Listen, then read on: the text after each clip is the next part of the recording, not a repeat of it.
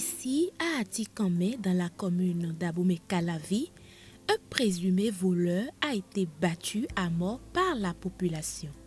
Les policiers ne sont pas intervenus tôt.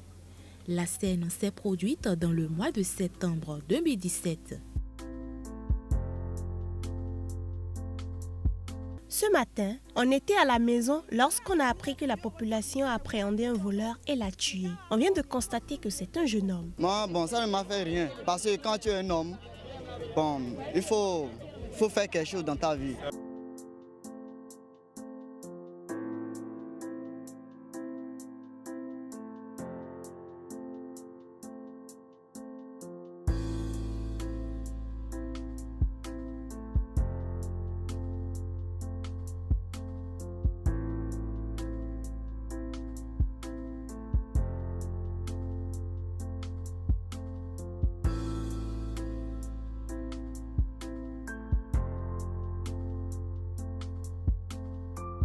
Le fait de tuer les voleurs, la vindicte populaire comme on l'appelle, est un phénomène qui date de très longtemps, qui a pris corps et qui a véritablement marqué les esprits au temps de celui qu'on appelle le colonel Davy, où des voleurs étaient tués, des présumés voleurs et braqueurs étaient tués.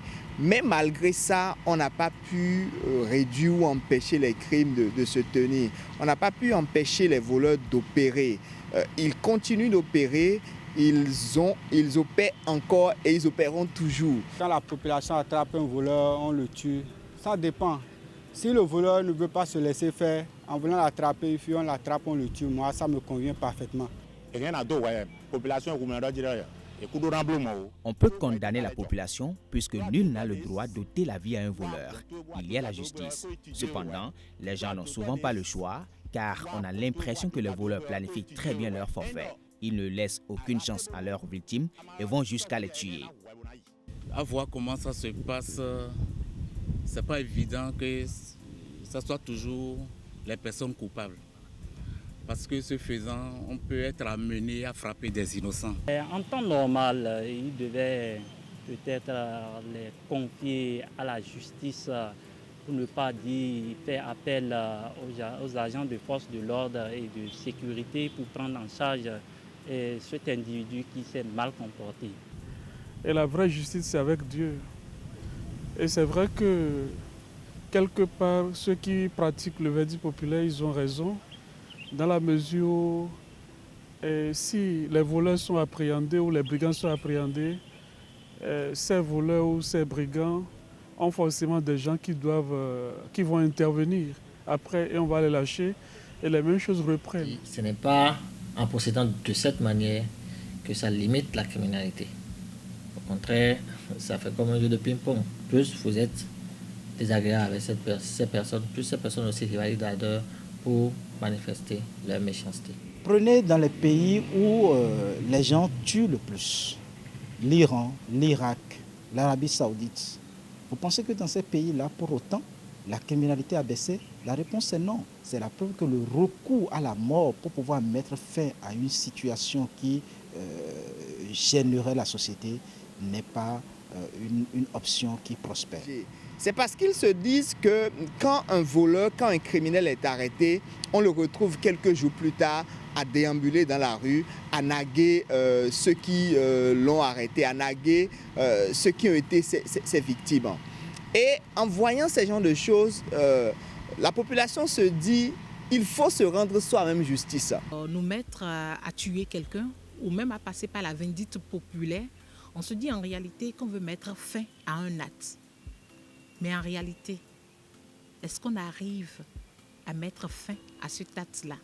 Je dirais non. Non, pourquoi? La vindicte populaire est déjà une sorte de peine de mort. Et si tant est que nous avons tous dit et proclamé haut et fort que nous mettons fin à la peine de mort, nous ne saurions passer par la vindicte populaire pour pouvoir atteindre notre objectif. Pour des États comme le Bénin, qui ont ratifié le protocole facultatif relatif au pacte international sur les droits civils et politiques, la peine de mort est abolie. Et quand vous abolissez la peine de mort, donc vous ne la pratiquez plus ni par les voies de l'État, ni par la passivité de l'État qui conduit à ce qu'on appelle la vindicte populaire. Donc la vindicte populaire viole un chapelet des droits de l'homme. Le code pénal punit un tel crime. C'est un crime de masse. Donc les personnes, les complices, les co-auteurs de ceux qui pratiquent la vindicte populaire s'exposent à des sanctions. Quelle que soit la faute que la personne a commise, il demeure une personne dont les droits doivent pouvoir être protégés, et notamment le droit à la vie. Par conséquent, chacun de nous doit savoir qu'en matière de jugement, il faut se référer aux textes qui régissent notre pays. Donc, l'État a l'obligation de protéger par tous les moyens pour que le fautif, même quand il se retrouve dans la main de la population en situation de justice expéditive, soit protégé dans ses droits. Et que maintenant, dans un procès ouvert et équitable, il soit jugé conformément à la faute qu'il a commise et conformément aux sanctions qui ont été prévues par la loi par rapport à la faute qu'il a commise.